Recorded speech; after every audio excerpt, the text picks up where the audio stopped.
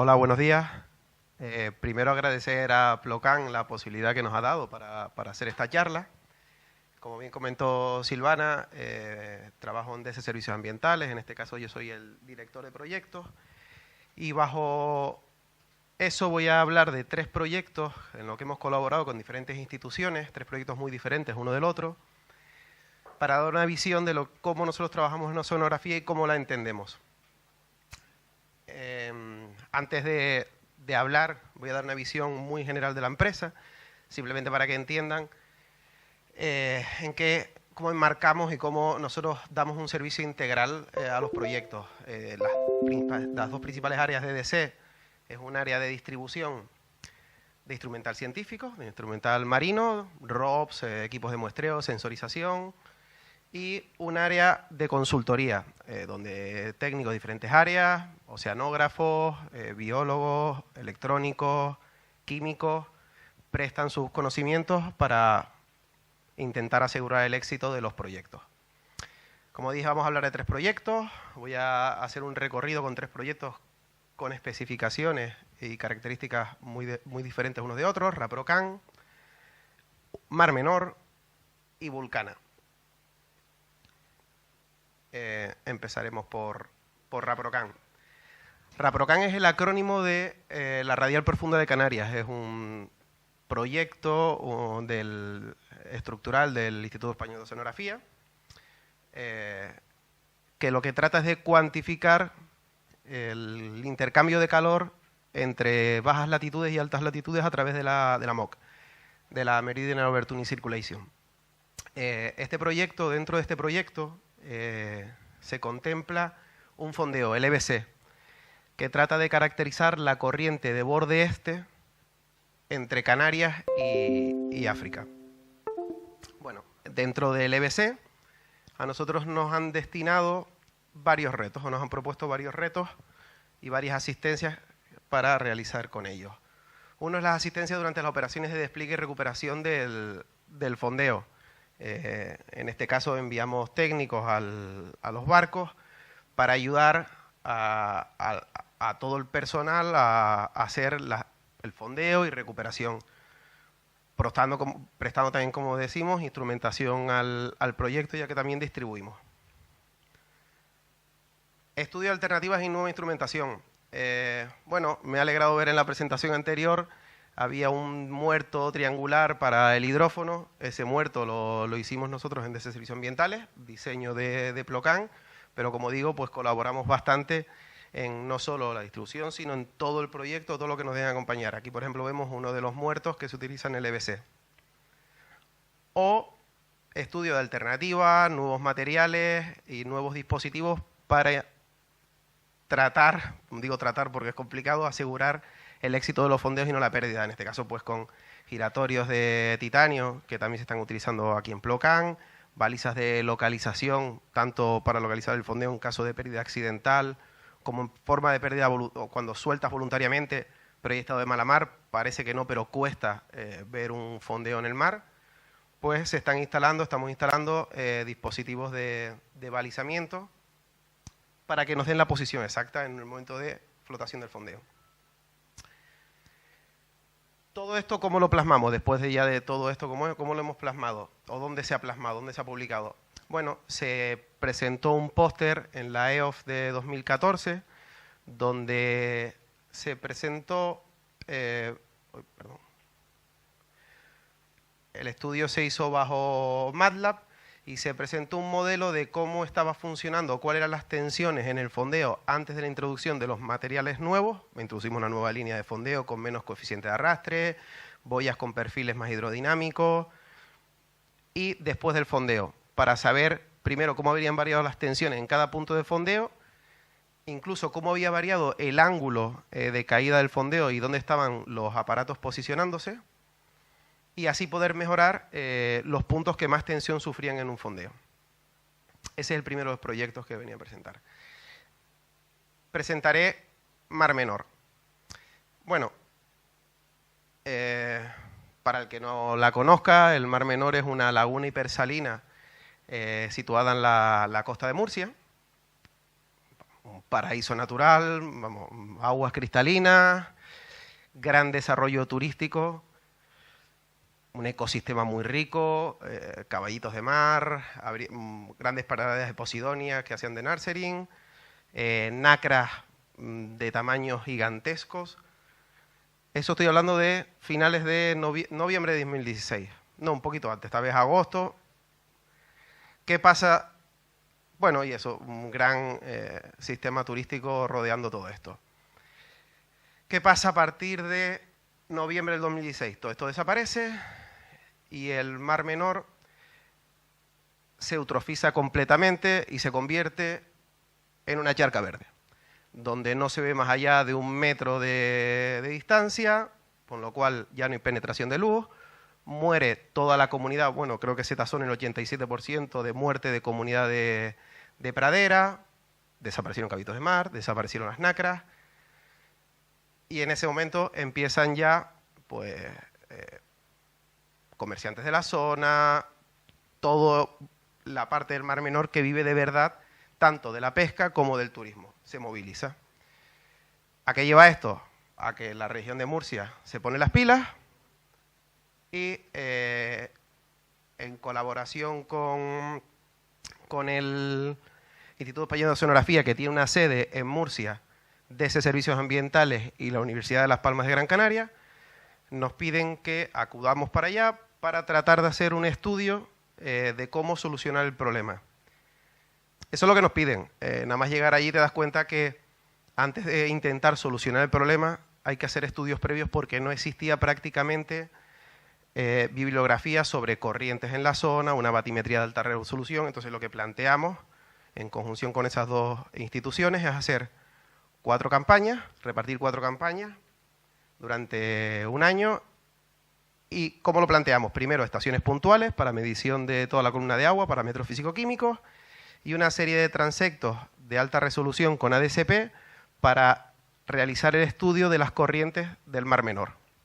Estudio de corrientes y una batimetría de alta resolución, ya que estábamos utilizando ADSP y la profundidad máxima, estamos hablando de 6 metros, pues se pudo hacer una batimetría de alta resolución. Como digo, uno de nuestros cometidos aquí era el despliegue de la instrumentación para la toma de datos y muestras. Bueno, pues en ello nos metimos. El ADSP se fijó en una estructura que se hizo para ese propósito. Debajo de él nos dieron una embarcación de conveniencia, era un catamarán de buceo recreativo de la zona. Pues hicimos una estructura para acoplar el ADSP y nos pusimos a estudiar todo el Mar Menor. La primera cosa que nos dimos cuenta es que la primera solución que querían adoptar los políticos, esto es una gola de entrada al Mar Menor, es el intercambio entre el Mar Menor y el Mediterráneo, es el principal gola de intercambio. La primera idea del político fue intentar abrir las golas. Decimos, oye, ampliamos la gola y que se limpie todo el Mar Menor. Claro, se olvidaban una cosa, dentro del Mar Menor lo que tienes es un ecosistema completamente diferente. Si hables las golas se intercambia mucha más agua en el Mar Menor, dejas de tener una laguna hipersalina y lo que tienes es un golfo del Mar Menor. Paramos y dijimos, no, lo primero que vamos a hacer es vamos a estudiar el intercambio.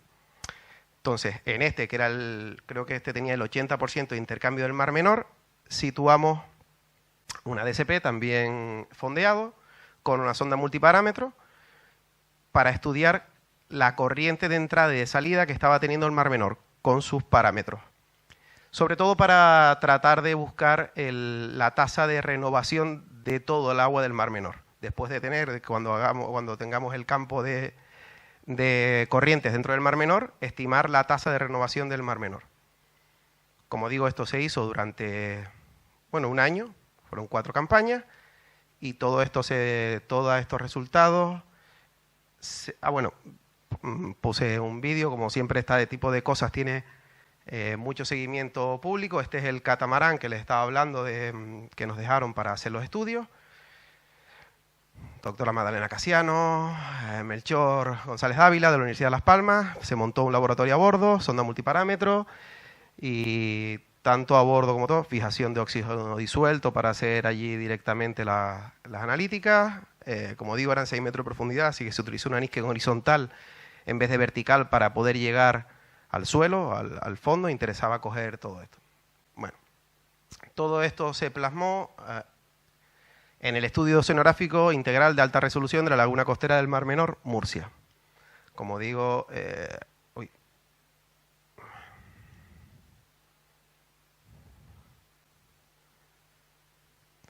desarrollado por estas tres instituciones, el Oceanográfico, la Universidad de las Palmas de Gran Canaria y Servicios Ambientales.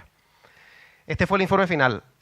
Aquí de verdad lo que se planteó es en qué estado se encontraba. Se hizo el mapa de corrientes del Mar Menor, que como digo había uno pero era muy antiguo, y la batimetría de alta resolución, donde se vio que en contra de lo que se estaba pensando había zonas del Mar Menor que no se estaban colmatando, sino que incluso estaba saliendo gran parte de la sedimentación por la gola del Estacio. Alguien dirá, bueno, y al final, ¿qué se decidió hacer? Bueno, era sencillo. De hecho, la solución la tenías casi al principio del estudio. Si te das cuenta que todo esto es huerta murciana, donde antes daban un cultivo al año, son cultivos intensivos actuales, se está abonando muchísimo, pero todos los emisarios, la mayor parte, daban al interior del Mar Menor, que aunque tenga 32 kilómetros de longitud, solo tiene 6 metros de profundidad, así que es una charca muy grande. Dale tiempo, dale sol y tienes eso, un proceso de eutrofización. Actualmente sí que han tomado algo de conciencia, por lo menos se evitó que se abrieran las golas, y lo que se está intentando es que pasen la mayor parte de los emisarios, desahoguen, viertan en el Mediterráneo en lugar del Mar Menor. Vamos, verter en otra charca más grande. ¿Y qué tal? Y otro proyecto con otras consideraciones completamente diferentes, el proyecto Vulcana. El proyecto Vulcana también es un proyecto del Instituto Español de Oceanografía, Vulcanología Submarina de Canarias. Bueno, como todos sabrán aquí, en octubre del 2011 se produce la erupción del posteriormente llamado volcán Tagoro. En estas emisiones, sobre todo durante la primera etapa, eran emisiones tanto de materia disuelta y no disuelta. Y una de los retos que nos dio el oceanográfico era encargarnos de las analíticas. Aquí tenemos un compañero, José Escanes, realizando las analíticas de nutrientes inorgánicos con un autoanalizador de flujo segmentado. En este caso, nitritos, nitratos, silicatos y fosfatos. Son los 4 canales que tiene instalado. Actualmente seguimos haciendo el análisis de nutrientes inorgánicos de todos los estudios que se están desarrollando en el volcán. Pero aparte de eso, sobre todo en la primera etapa, se nos plantea la idea de monitorizar las perturbaciones que está produciendo el volcán. En esta parte la perturbación era muy grande. Bueno, como ya vimos en la foto, había perturbación que llegaba hasta la superficie, por lo cual se toma la idea de poner una boya superficial con varios sensores colocados en la línea de fondeo, comunicación Iridium para tener monitorización en tiempo real con una base en el Instituto Español de Oceanografía y tener los datos. Se montan un montón de sensores, pH, ORP, salinidad, oxígeno disuelto, temperatura, etcétera. Bueno, me puse un vídeo de cómo se colocó el anclaje de este fondeo. En este momento el volcán, creo que aquí estaba, si no me equivoco mal, estaba sobre 132 metros de profundidad. Ha ido variando algo la profundidad del volcán, porque ha habido creo que 2 desmoronamientos de la cima. Este es el muerto de hormigón.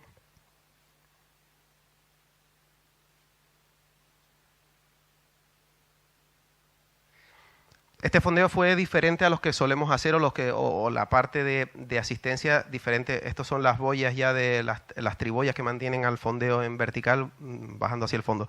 Este fondeo se hizo de forma diferente a muchos de los que solemos hacer porque primero hubo que fondear primero la línea y luego sujetar la boya. Seguro que Andrés aquí tiene más experiencia en esto porque ellos suelen hacerlo así porque tienen que situar siempre una boya superficial. En el EBC4, como no hay boya superficial, se tira todo el fondeo directamente. Y esto es una comprobación que se hizo luego de cómo había quedado el fondeo antes de anclar en la boya superficial. Estas son las triboyas que mantenían el fondeo lo más vertical posible. Aquí hubo que dejar muy poca línea de fondeo libre porque interesaba que la boya estuviera justo encima del volcán. Solo tenía 2 o 3 metros de diferencia entre pleamar y línea de fondeo. Un CTD para coger temperatura, salinidad y un correntímetro Andera que está aquí debajo con sensor de oxígeno Octode.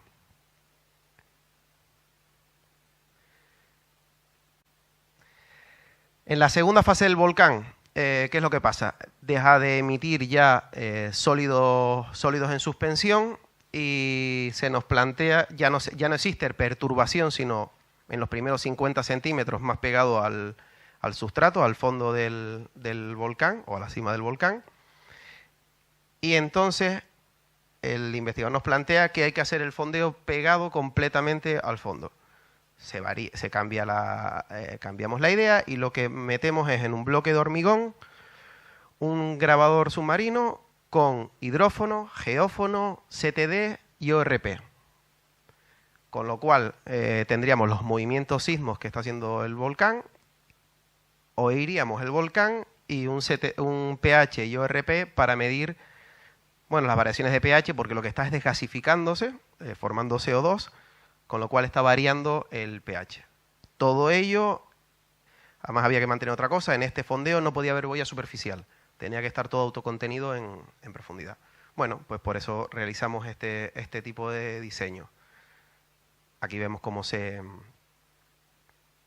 fondeó. Ese fondeo es diferente al anterior. El anterior se soltó se liberó desde el barco y cayó a plomo. En este hubo que irlo bajando y depositarlo suavemente en el fondo.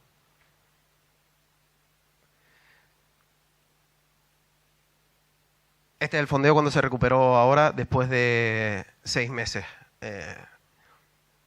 La corrosión fue brutal para solo 6 meses. En el aluminio. El grabador no nota corrosión porque está hecho en POM, está hecho en plástico, así que no notó corrosión. Pero las partes de aluminio, directamente el sensor de pH ORP, gracias a Dios el grabador resistió, pero el sensor ya no vale para nada. Este es una parte del proyecto Vulcana. Otra parte del proyecto Vulcana, lo que buscaba era, el Instituto Español de Oceanografía tiene un ROP propio que se llama el LIROPUS, y lo que planteaba era tratar de coger muestras directamente de las fumarolas hidrotermales que estaban desarrollándose en el volcán. Y el instituto, en conjunción con otra empresa, nos dio que pensáramos a ver cómo podíamos tomar muestras directamente de las fumarolas y cómo podíamos medir temperatura del sustrato. Vamos a decir, ir pinchando en el fondo para medir en diferentes puntos cómo era la temperatura. Bueno, pues como empieza prácticamente cualquier invención, pues así, directamente cogimos una probeta de plástico y utilizaron un cubo a modo de jeringuilla, a ver qué tal funcionaba. Bueno, entre eso y la realidad hubieron muchas horas y quedó como prototipo algo así, una jeringuilla fabricada en metacrilato y en PVC, con juntas de teflón y todo esto. Y ahora viene la prueba, lo probamos. Les dejo el vídeo, en el vídeo se verá, vamos a ir viéndolo.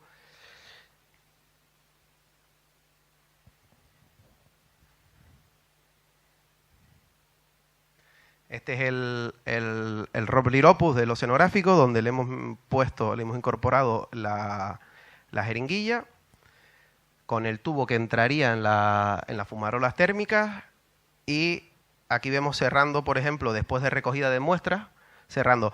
Sí que es verdad que al ROP se le puede instalar una botella Niskin de cierre, pero el problema es que coge demasiada agua circundante y no justo de la fumarola, por eso se hizo eso. Y después también probamos el sensor de temperatura que más o menos propusimos para esto. Estas son imágenes del LIROPUS ya en el propio cráter del volcán, y lo que tiene aquí es el sensor de temperatura que va clavando en diferentes puntos del volcán.